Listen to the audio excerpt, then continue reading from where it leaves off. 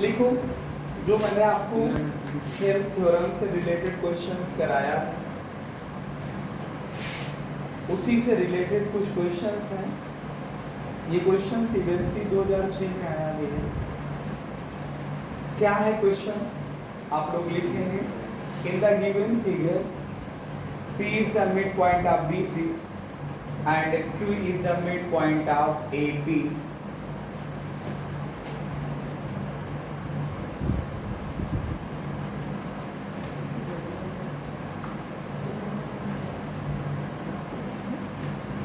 In the given figure, P is the midpoint of BC and Q is the midpoint of AP.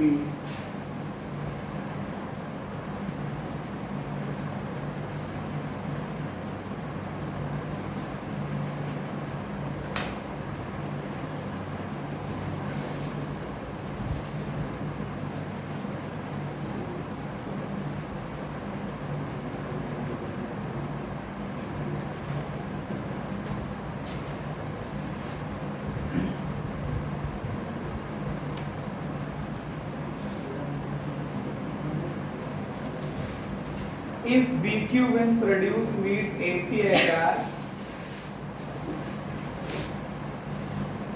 if BQ when produced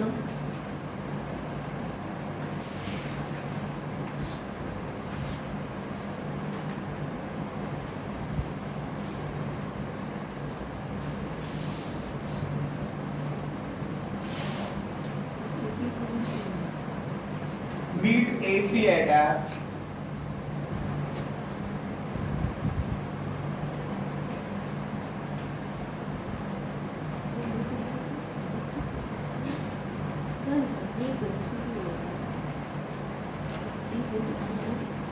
if BC when produced meet AC at R, prove that RA is equal to AC by 3. Prove that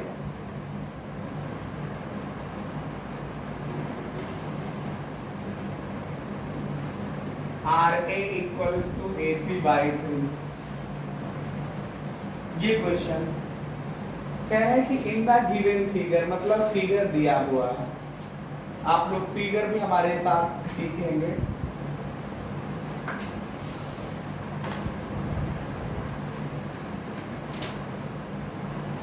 ये ABC नाम का एक triangle है जिसमें BC का mid point P है और AP का मिड पॉइंट Q है। AP का मिड पॉइंट Q है।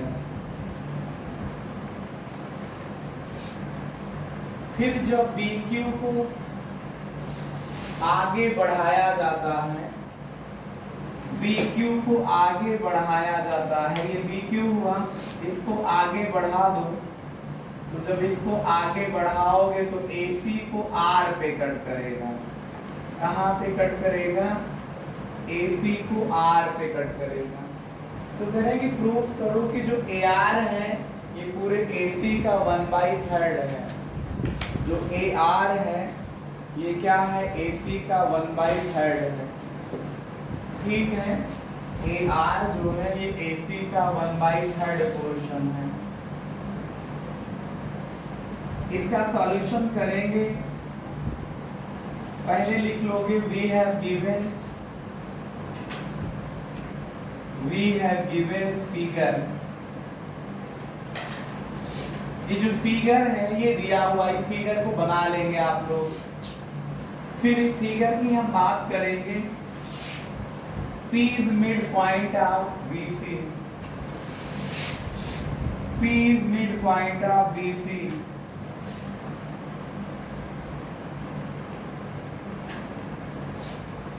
P is midpoint of BC, BC का मध्य बिंदु P है, तो इसका मतलब जितना BP होगा उतना PC होगा और पूरे BC का ये आधा होगा।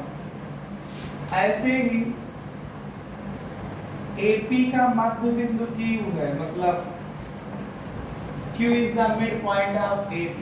Q क्या है? midpoint of AP है, ऐसा क्वेश्चन में लिखा है। AP का मिड पॉइंट क्या है?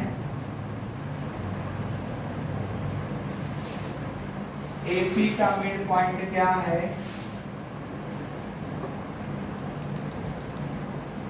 अगर AP का मिड पॉइंट Q है तो इसका मतलब जानते हो जितना AQ होगा उतना ही QP होगा और ये वैल्यू पूरे AP के हाफ के इक्वल होगी। इतना है, ये दिया हुआ है। अब हमारा टारगेट या लक्ष्य क्या है? हमको प्रूफ क्या करना है?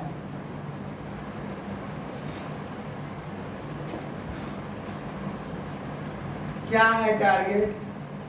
Here we want to prove, here we want to prove, यहां पर हमें दिखाना है,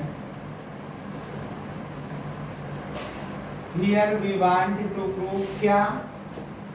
RA की जो वैल्यू होगी 1/3 AC होगी। RA की जो वैल्यू होगी 1/3 AC होगी। अब इसको मैं प्रूफ करके सॉल्व करके दिखा रहा हूं। आप लोग यहाँ पे सॉल्यूशन मैंने लिखा, यहाँ पे आपको लिखना है गिवन दैट। सॉल्यूशन तो पूरा है ये, लेकिन जो ये मैंने सॉल्व किया है वो सॉल्व अभी तक कुछ नहीं किया है। जो क्वेश्चन में गिवन था वो मैंने लिख लिया, बाकी सॉल्यूशन तो यहाँ से पूरा स्टार्ट है ये, लेकिन जो एक्चुअल में सॉल्यूशन होने जा रहा वो ये। अब आपको पता है अभी आपने केवल थेल्स थ्योरम ही पढ़ा है।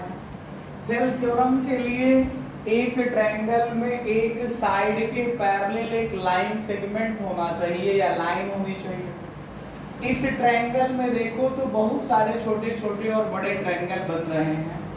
कोई लाइन किसी के पैरेलल कहीं जिक्र हुआ है तो हमें तो नहीं पता किसी ने जिक्र किया है कि नहीं, हमको तो कहीं नहीं दिखा। अब आप एक क्या करना है, एक पैरेलल लाइन तो होनी चाहिए ना। तो हमने अपने लिए अपने फायदे के लिए एक छोटा से काम किया, हमने एक PS लाइन ड्रा कर दी या PS लाइन सेगमेंट ड्रा कर दिया, जो इसके पैरेलल बनाने का मैंने प्रयास कर दिया। किसी के पैरेलल कुछ है नहीं, इसको चाहो तो आप ट्रांसैक्शन में लिख लो, अपनी मर्जी से कर रहे हो ये काम तो आप इसको चाहो तो ट्रांसैक्शन में लिख डालो। क्या कि we draw line segment PS parallel to BR, PS खींचा BR के पैरेलल, PS BR के पैरेलल खींचा, draw PS parallel to BR। अब एक एक ट्रायंगल का आप यूज करिए और आंसर पाइए। अब थोड़ी देर के लिए इसको समझिए, इसको दिमाग से हटा दीजिए। एक ये ट्रायंगल दिख रहा है BRC, BRC में BR लाइन के पैरेलल ये है, BRC में BR के पैरेलल SP है, तो थेल्स थ्योरम आप लगा सकते हो। अब इसका सॉल्यूशन एक्चुअली स्टार्ट होता है, एक्चुअल में हल हम कर रहे हैं। क्या किया मैंने, इन ट्रायंगल आप देखिए BRC को, BRC में देखिए कि जो PS है वो पैरेलल है BR के। देन कौन सी थ्योरम लगाओगे, बाय BPT या थेल्स थ्योरम। तब BPT या थेल्स थ्योरम से क्या बताओ, आप थोड़ी देर के लिए बाकी को नजरअंदाज करिए, इसको देखिए इसके पैरेलल है, तो इसके पैरेलल ये हुआ तो दो साइड ये बचे।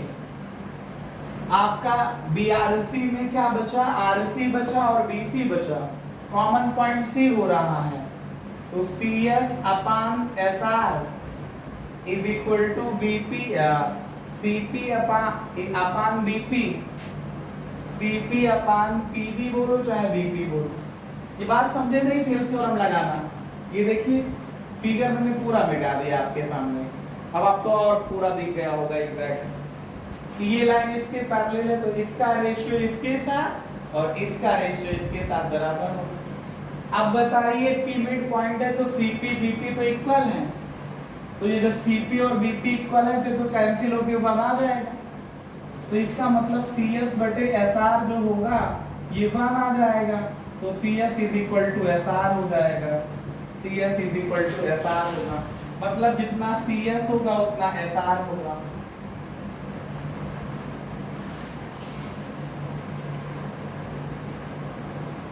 जितना सी एस होगा उतना एस आर होगा। अब एक ट्रायंगल आपके पास और बन रहा है जिसमें ये पैरेलल है इसके, देखिएगा थोड़ा से, ये ट्रायंगल पे फोकस करिए।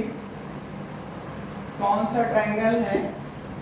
ए Q A P C, A P C triangle देखिए आप लोग।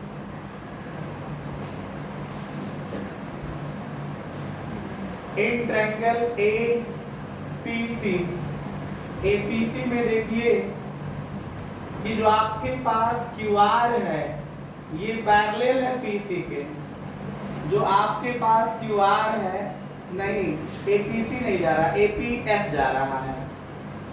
एपीसी में सी के पैरेलल कोई है नहीं, आप फिर फोकस केवल इस पे करिए, किस पे करिए? इस ट्रायंगल पे फोकस करिए, जितना अब बचा है ये इसके पैरेलल है ना, तो लगाइए एपीएस ट्रायंगल में क्यू आर पैरेलल है पीएस के, क्यू आर पीएस के पैरेलल ड्राई किया गया था, तो देन बीपीटी रूल लगाओगे आप, by BPT basic proportionality theorem से आप देखोगे तो क्या आएगा? S R upon R A equals to, नीचे से चल रहे ना इस बार आप लोग, S R upon R A, तो पी क्यू बटे क्यू ए, पी क्यू बटे क्यू ए। अभी मैंने आपको बताया था कि Q जो है AP का मिड पॉइंट है, तो AQ और PQ तो बराबर है ना, जब ये बराबर है तो ये दोनों इक्वल होने की वजह से कैंसिल होके 1 दे देंगे, तो यहाँ से SR is equal to RA आ जाएगा 1 के बराबर, तो SR की वैल्यू RA आ जाएगा, क्रॉस मल्टीप्लाई करो, SR is equal to RA हो जाएगा। नाउ अब आपका पूरा फोकस AC पे था, आपका पूरा फोकस किस पे था? AC पे था। ये देखिए आपका एग्जैक्ट फिगर ये बना था, मैंने फिर से इसको ड्रा कर दिया। अगर आप AC को ध्यान से देखें तो 3 खंड हैं, AR है प्लस RS है और प्लस SC है या CS है, जो भी आप बोलो,